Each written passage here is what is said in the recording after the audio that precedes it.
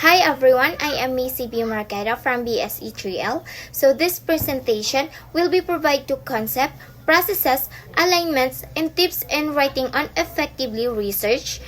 And I am going to discuss our research paper entitled The Rise of Internet Slang and its Effect on Digital Communication of Students. So let's start now the introduction. So this introduction discusses how internet slang, like abbreviations, LOL, for love of loving, and terms used on platforms like Twitter, TikTok, and Instagram. So influences how students communicate online and offline. So the rise of digital communication has sped up the evolution of language, creating new slang and affecting language skills. While slang helps students express themselves quickly, it can hurt their formal communication skills. Excessive use of slang may negatively impact academic writing and speaking. So the research aims to explore how internet slang affects students' communication and language abilities across various digital platforms. So it also highlights the needs to understand the broader impact of slang beyond specific platforms and addresses issues like miscommunication across different age groups or cultures. So the goal is to analyze how this shift in language affects students' overall language development and digital literacy. So next is the statement of the problem. So the main problem in this study is how internet slang affects students' language skills and communication habits. Specifically, the concern is whether the frequent use of slang hinders their ability to write and speak in formal, grammatically correct ways. So this is important because while slang is widely used online, it could negatively impact students' academic communication and overall language development. So next is the assumption of the study. So the most important or crucial assumption of this study is the students are at a moderate to high level of knowledge of internet slang. So this assumption is a vital because it lays the groundwork for entire study. If students are not familiar with internet slang, it becomes impossible to investigate its effects under digital communication. So this research hinges on the idea that students are actively using and understanding these terms, so allowing all to explore how slang impacts their language skills, communication habits, and even their perception of language. So the significance of this study is the findings of this research hold significant value for a wide range of stakeholders. First is the students. By understanding the effects of internet slang on their communication, students can become more mindful of their language choices and develop strategies to navigate the complexities of digital communication. So next is the teachers. So recognizing the prevalence and influences of digital communication and slang allows teachers to engage in more productive conversation with their students about appropriate language use, particularly in professional or academic settings. So next is the educators. This research provides valuable insights for educators to integrate discussions about digital language evolution into their teaching strategies. So next is the school. Schools and educational institutions can utilize the findings to develop programs focused on improving digital literacy. So next is the researchers. This study contributes to the emerging field in digital language by providing valuable data on how new slang terms arise, spread, and impact conversation. So next is the future researchers. So the study findings pave the way for the future researchers to develop new language models that integrate traditional and digital forms, reflecting the dynamic nature of language in digital age.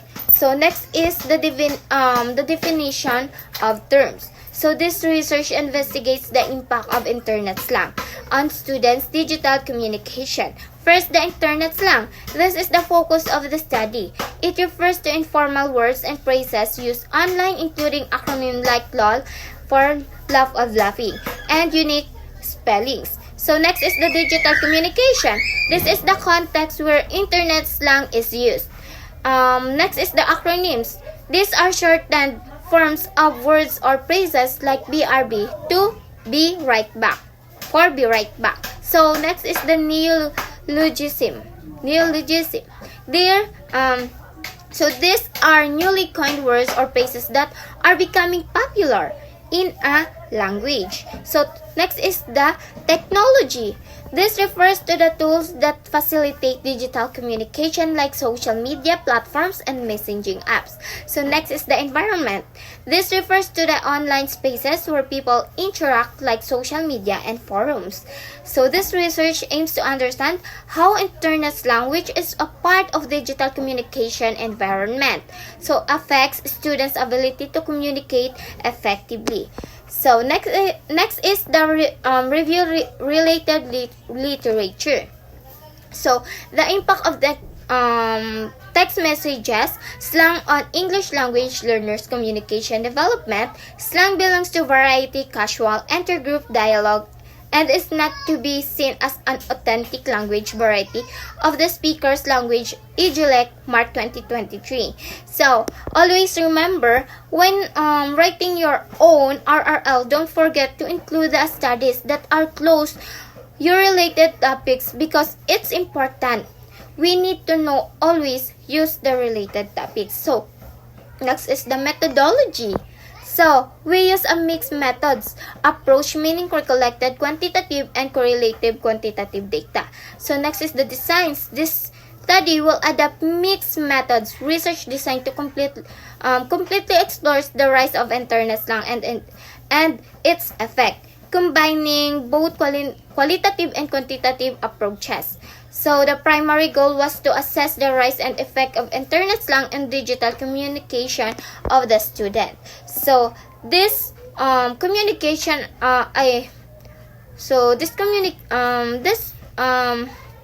methods use a qualitative approach to analyze the context and usage pattern that connects with the socio-cultural influences of internet slang, and also a quantitative approach to measure the prevalence and adoption rates and demographic violation of internet slang usage. So, what is the respondents and informants of this research is